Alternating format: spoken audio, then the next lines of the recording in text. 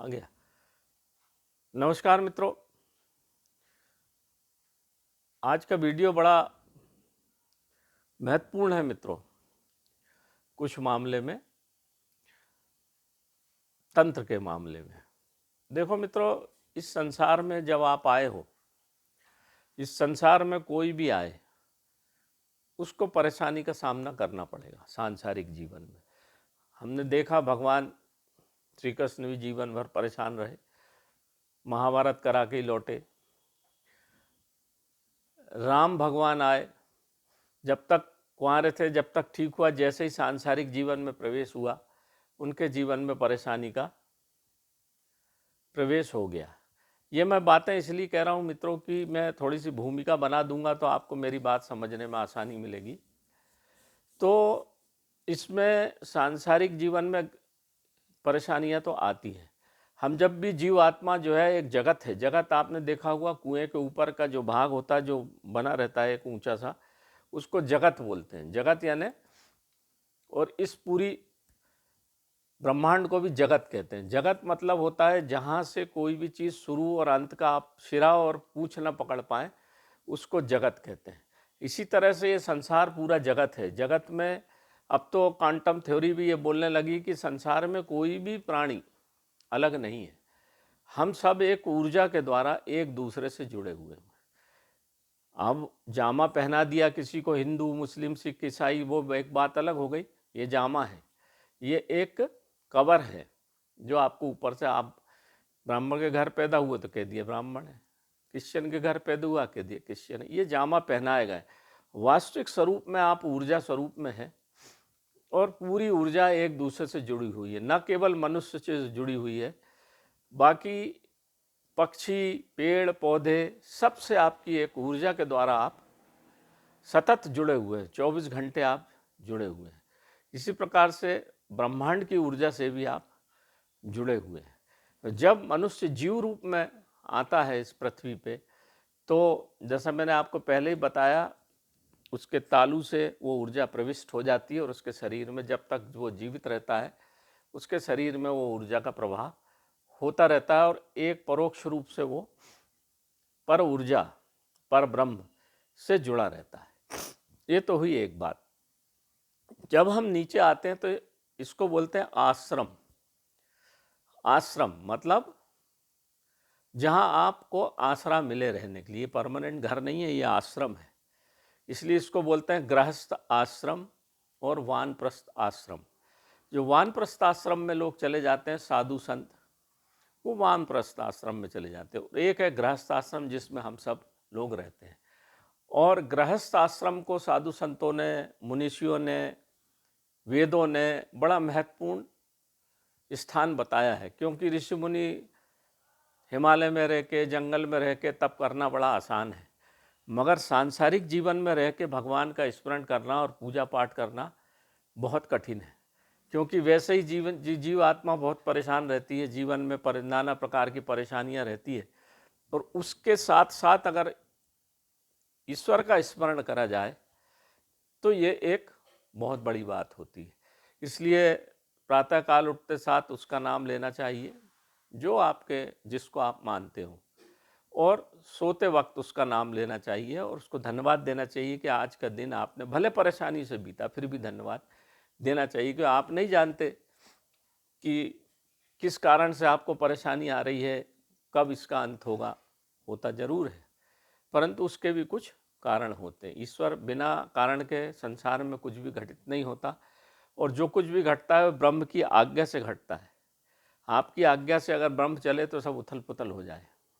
क्योंकि यहाँ पर देख रहे हैं हम, तीसरे विश्व युद्ध की संभावना बनी। आप न्यूज़ देखते हैं, हम बोलते हैं जिनको कि बड़े बड़े बुद्धिजीवी हैं, पानी पे लाइन खींच दी, इतना समुद्र हमारा, इतना तुम्हारा। बताओ क्या मूर्खतापूर्ण बात है कि नहीं? इतने बड़े बड़े राष्ट्रपति, ये समुद्र, यहाँ तक कि हवा पे भी लाइन खींच दी, यहाँ से हमारा, यहाँ से तुम्हारा। बताओ, संसार में सबसे ज़्यादा रुपया खर्च हो रहा है आज के टाइम में सुरक्षा पे।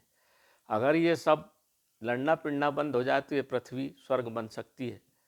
पर अनावश्यक तनाव एक दूसरे के प्रति, चाहे सांसारिक जीवन में हो, चाहे हमारे जीवन में हो, चाहे इंटरनेशनल लेवल पे हो, जहाँ भी हो तनाव सब जगह है। उसका कारण है अहंकार। अब मैं मूल बात पे आ जाऊँ, नहीं तो भटक जाऊँगा।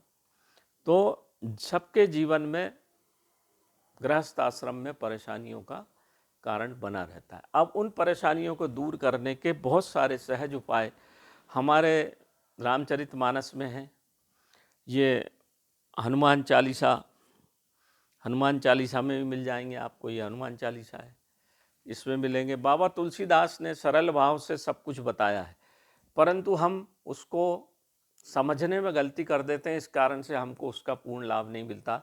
मैं जो भी तांत्रिक छोटे मोटे उपाय मैंने बताए, या साधु संत बताते हैं, नवार्ड मंत्र का उच्चारण करो, ओम नमः शिवाय का 1000 बार करो, तो गायत्री का करो, शनि का मंत्र बताते हैं, सब लोग बताते हैं, परंतु उसका लाभ किसी को नहीं मिलता। फिर हम क्या करते हैं, जो बेचारा परेशान आदमी रहता है, वो इधर उधर संतों के चक्कर में, ज्योतिषाचार्यों के चक्कर में भगता, फिर वो कहेंगे 1 लाख रुपए लाओ, 2 लाख लाओ, 5 लाख लाओ, मिलता जुलता कुछ नहीं। देखो मित्रों, मैं आपको एक बात स्पष्ट बता दूं, आपके घर में परेशानी है, आपके खून से संबंधी रिलेटिव से परेशानी है, जब तक आप स्वयं जाप नहीं करेंगे, आप स्वयं पूजा पाठ नहीं करेंगे, कभी लाभ मिलेगा नहीं। किसी दूसरे के किए हुए जाप से लाभ नहीं मिलता। या तो आप उसके साथ बैठ के करिए, पर हमने उसको पैसा दे दिया कि 1.25 लाख जाप कर देना, उसने किया कि नहीं, किस मन से किया, क्यों दूसरा आदमी मन से करेगा, तो आपको फिर कभी लाभ नहीं मिलता। इसलिए बाबा तुलसीदास ने छोटे छोटे उपाय आपको बताए हैं। वहाँ कहाँ चूक हो रही है, वो बात आज महत्वपूर्ण है, वो मैं आज आपको बता देता हूँ। और इस मैं हमेशा किसी वीडियो को बोलता नहीं कभी किसी से कि लाइक करो या सबको शेयर करो, परंतु ये वीडियो अतिशय महत्वपूर्ण है मित्रों। इसको सबको भेजो ताकि सबको ज्ञान हो सके, वास्तविकता का, सत्य का पता चले और उसका भरपूर लोग लाभ उठा सके। अगर आप किसी की परेशानी में उसको बता देते हैं और उसको लाभ मिलता है, तो उसका पुण्य आपको भी मिलता है, आपकी भी परेशानियां कटती है। तो मैं अब आपको बताता हूं, जैसा कि हनुमान चालीसा में स्पष्ट शुरू में लिखा हुआ है, श्री गुरु चरण सरोज रज, श्री गुरु चरण सरोज रज, निज मुकुर सुधार, और बरनऊ रघुवीर बिमल जसु, जो दायक फल चार। 4 फल तो सबको मालूम है, धर्म, काम, मोक्ष और अर्थ, साफ 4 फल मालूम।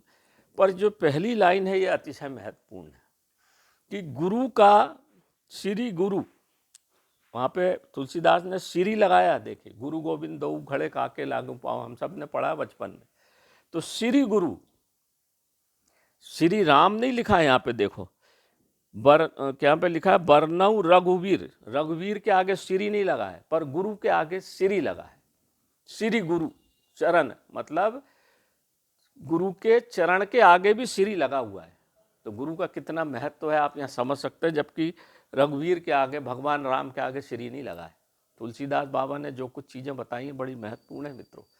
इसका क्या मतलब है कि जब भी आप रामचरितमानस में आप हनुमान चालीसा पढ़ते हैं, ये तो पढ़ लेते हैं, पर इसका मतलब क्या है आप जानते नहीं, इसलिए आपको हनुमान चालीसा का लाभ नहीं मिलता, ना आपको गायत्री का लाभ मिलता, ना आपको दुर्गा सप्तशती का लाभ, किसी का भी लाभ नहीं मिलता। इसलिए हमारे वेदों में स्पष्ट लिखा है कि गुरु को अपने जीवन में एक गुरु को बनाइए।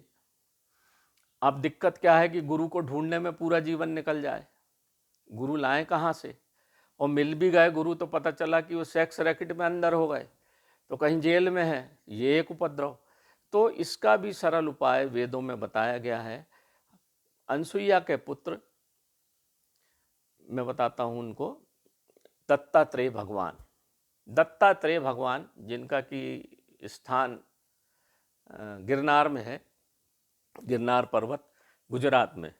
दत्तात्रेय भगवान जो है समस्त पृथ्वी के वासियों के गुरु हैं, भगवान शंकर के हैं और गोरक्षनाथ के भी गुरु हैं। वो वहाँ गुरु गोरक्षनाथ ने तब भी किया, कुंड भी बना हुआ है वहाँ, अगर आप जाएंगे कभी तो मिल जाएगा आपको। वैसे अगर आपको संसार में अगर आप घूमेंगे ढूंढेंगे तो गुरु जरूर मिल जाते हैं। अच्छे साधु संत गिरनार में एक से एक हैं। अभी 200 साल साधु, अभी 4-5 दिन पहले ही कश्मीरी संत थे, 200 साल वर्ष जिए, उनका अभी 5-6 दिन पहले ही समाधि ली है उन्होंने। तो ढूंढोगे तो सब मिलेगा, नहीं तो सबसे बढ़िया घर में बैठ के आप दत्तात्रेय की छोटी सी मूर्ति वो रखिए फोटो, और उनको अपना गुरु बना लीजिए, सबके गुरु हैं वो। और जब भी आप राह रामचरितमानस का पाठ, जो भी पाठ करें, जो भी मंत्र पढ़ें, जो आपकी इच्छा हो, तो अपने भगवान दत्तात्रेय भगवान का 21 बार जाप कर लीजिए, ओम श्री गुरुभ्ये नमः 21 बार बोलिए या 108 बार बोलिए। इसके बाद आप रामचरितमानस पढ़ें, चाहे हनुमान चालीसा पढ़ें, जो भी मंत्र पढ़ें आप, ओम नमः शिवाय पढ़ें, चाहे गायत्री पाठ पढ़ें, चाहे ना ओम श्रीम हिम क्लीम चामुंडाय विच्चे, जो भी पढ़ें, तो आपको इसका लाभ मंत्र का मिलेगा, नहीं तो बिल्कुल नहीं मिलेगा।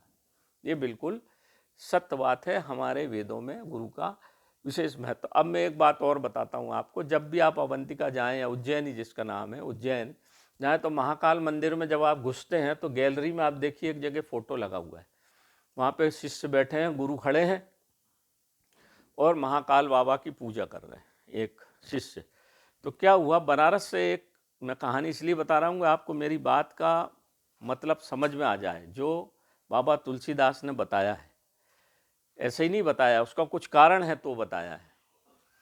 तो एक शिष्य चला बनारस से कि मैं महाकाल बाबा की पूजा करूँगा, उज्जैनी आया, 6 माह हो गए, गुरु जी को चिंता लगी। गुरु हमेशा शिष्य की चिंता करता है, इसका ये भी एक महत्वपूर्ण तथ्य है। तो वो बेचारे खुद चले गुरुजी, जाके महाकाल मंदिर में देखा तो शिष्य पूजा करते थे, गुरुजी खड़े थे, उन्हें ध्यान नहीं दिया। भगवान भोलेनाथ नाराज हो गए, गुरु के अपमान सुन के भगवान भोलेनाथ नाराज हो गए, प्रकट होकर श्राप दे दिया शिष्य को। गुरु जी को लगा कि ये क्या होगा, मेरे शिष्य को भगवान भोलेनाथ ने श्राप दे दिया, उनका हृदय बिल्कुल हिल गया। तो फिर उन्होंने भगवान शिव की प्रार्थना की, नमामि शमीशान निर्माण रूपम विभुम व्यापकम ब्रह्म देव स्वरूपम, हे भगवान तुम ब्रह्म के स्वरूप हो, मेरे शिष्य को माफ़ कर दो, नादान है, भूलवश इससे गलती हो गई। देखिए यहाँ पे गुरु का अपमान हो गया, फिर भी शिष्य के प्रति उनका हृदय कितना कोमल था, उन्होंने तुरंत भगवान के चरण वंदन करके तो फिर भगवान शंकर ने उस शिष्य को माफ़ कर दिया। ये रामचरितमानस में भी लिखा हुआ है। रामचरितमानस की एक एक चीज़ बड़ी रहस्यमय है, गूढ़ है, और मैं बता नहीं सकता कितना ताकत है उसमें। अगर आप करेंगे, गुरु का स्मरण करके आप जब भी पढ़ेंगे, जैसे कई बार मैंने बताया कि 21 बार आप सुंदरकांड का पाठ कर लो भाई, ये सब हो जाएगा, या नर्मदा जी में नारियल सिरा दो तो हो जाएगा। परंतु आप गुरु का स्मरण नहीं करते, किसी कारण से, मैं भी नहीं बता पाया, क्योंकि मुझे भी ये सब बातें किसी किताब में नहीं मिली, गुरु से ही प्राप्त हुई, जो कि 98 ईयर के हैं, उनसे प्राप्त हुई, इसलिए मैं आपको बता रहा हूँ, ताकि आप गुरु का महत्व समझ के ही कोई भी काम करेंगे तो आपको आशातीत लाभ मिलेगा, नहीं तो नहीं मिलेगा। क्योंकि उसमें दो चीज़ें, अगर कुछ गलती भी हो जाती है तो जिन दत्तात्रेय भगवान का स्मरण हृदय से करना है, हृदय से बिल्कुल आंख बंद करके, आप देखिए कितना आशातीत लाभ मिलता। मुझे तो मिला है, इसलिए मैं आपको बांट रहा हूँ। ये तो हुई एक बात। अब क्या होता है कि हम एक एक कहावत है कि घर का जोगी जोगना, आन गांव का सिद्ध। हमारे पास हनुमान चालीसा भी है, रामचरितमानस भी है, सब कुछ हम पढ़ते नहीं। हम तो, उनने कहा ये बहुत बड़े ज्योतिषाचार्य हैं, कोई बड़ी बड़ी सरकारें हैं बन गई हैं आजकल, तो वहाँ जाएंगे, भूत लग गए, प्रेत लग गए, पैसा खर्च करेंगे, समय खर्च करेंगे और फ़ायदा कुछ नहीं होगा। इसकी अपेक्षा आप अपने घर में ही गुरु का स्मरण करके पूजा कीजिए। हम गोरक्षनाथ यंत्र भी बनाते हैं भगवान, मेरी जो भी दवा बनेगी, जो भी चीज़ बनेगी, चाहे तांत्रिक तिलक हो, गोरक्षनाथ यंत्र हो, पारद गुटका हो, जो भी दवाइयाँ हो, सब मैं बिना गुरु की पूजा किए हुए नहीं बनाता, इसलिए सबको आशातीत लाभ होता है और उन्हीं के नाम से आपको देता हूँ। अब आता है प्रश्न राहु का। राहु जो है और केतु, ये दो भाग हैं एक ही शरीर के, और शनि, ये तीन चीज़ हैं जो आपके जीवन में, 7.5 शनि की आएगी, शनि के साथ राहु आएगा, राहु के साथ केतु आएगा, आपके जीवन में परेशानी आएगी। राहु भ्रम पैदा करता है और आदमी को चैन से जीने नहीं देता। उसको दूर करने का सरल उपाय मैं आपको बता देता हूँ। बहुत सारे ज्योतिषाचार्यों ने भी बहुत सारी चीज़ें बताई हैं, पर माँ नर्मदा का प्रताप देखिए। मैं नर्मदा के किनारे का ही हूँ, वहाँ मैंने सब कुछ देखा है, इतने साल, 40 साल उन्हीं के जंगलों में भटका हूँ, तो आपको बता देता हूँ। माँ नर्मदा का एक इस पृथ्वी की सबसे पुरानी नदी है, और मात्र देखने से जो यश प्राप्त होता है, माँ नर्मदा के गंगा में स्नान से प्राप्त होता है। और माँ नर्मदा के अंदर पूरे शंकर विराजमान है। और ऐसा कहते हैं हमारे शास्त्र की माँ नर्मदा कभी ख़त्म ही नहीं होंगी, सब नदी सूख जाए पर माँ नर्मदा फिर भी रहेगी। इसलिए बोलते हैं नर्मदे हर, दो ही लोगों को हर बोला गया है, एक नर्मदे हर संकट को हरने वाली, और एक हर हर महादेव बोला ना दो को, आप देख लेना। हर हर राम नहीं बोला गया, हर हर कृष्ण नहीं बोला गया, हर हर महादेव, हर हर नर्मदे हर, ये दो चीज़ें हैं। तो हमें क्या करना चाहिए, आपको जैसे कोई राहु की परेशानी है, राहु केतु और शनि या अंधेरे को पसंद करते हैं, उजाले को नहीं पसंद करते। जिसको इसका प्रकोप होगा वह अंधेरा ही पसंद करेगा, अंधेरे में रहेगा, रात में जगेगा, दिन में सोएगा, नाना प्रकार के उपद्रव उसके जीवन में होंगे, पढ़ाई में मन नहीं लगेगा, ऐसे उपद्रव होंगे। तो इसको दूर करने के लिए जैसा बताया तंत्र में चावल का प्रयोग करो, चांदी नर्मदा जी में बहाओ, लेड बहाओ। इसकी अपेक्षा आप क्या करो, नर्मदा के किनारे जाइए, वहाँ से ऐसे एक तिकोना गणेश जी के आकार का एक पत्थर सफ़ेद रंग का ले आइए। ये अगर आपको दिख रहा हो, ये पत्थर ऐसा सफ़ेद दिख रहा है, अनूप दिख रहा है कि नहीं? ऐसा एक सफ़ेद पत्थर तिकोना, त्रिकोण जरूरी है, त्रिकोण क्योंकि हमको भी त्रिआयामी चीज़ें दिखती हैं, दो आयामी नहीं दिखती, ये त्रिकोण ही है।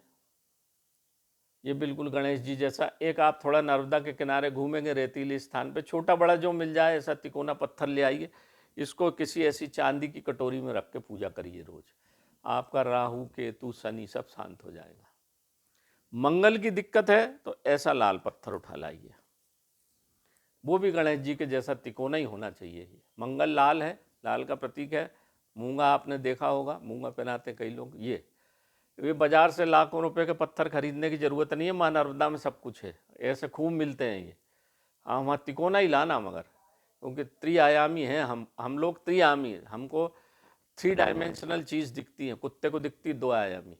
हमको अगर लंबाई चौड़ाई और मोटाई नहीं हो तो नहीं दिखेगा। ऐसे राहु केतु शनि मंगल के लिए ये अचूक पत्थर है। आप ऐसा एक ले आइए और अपने घर में रख के पूजा करिए चांदी की कटोरी में। देखिए आपको आशातीत लाभ, मंगल शांत होने लगेंगे। राहु केतु है तो ये गणेश जी हैं, गणेश जी वैसे भी विघ्न विनायक हैं, थोड़ा गणेश जी के आकार कर ले आइए। जय भगवान भोलेनाथ।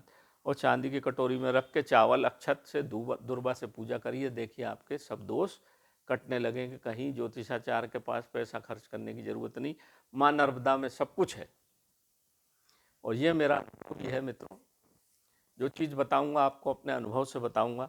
ये एक छोटी सी बातें थी जो आज मैंने आपको बता दी जगत कल्याण के लिए। आप मेरे वीडियो को खूब देखिए और जो भी इस तरह से लोग परेशान हो सबको बताइए, ताकि सबको आशातीत लाभ हो और सब इन परेशानियों से मुक्त हो सके, ऐसा मेरा मानना है, ऐसा मैं मानता हूँ। जय महाकाल, जय माँ देवी।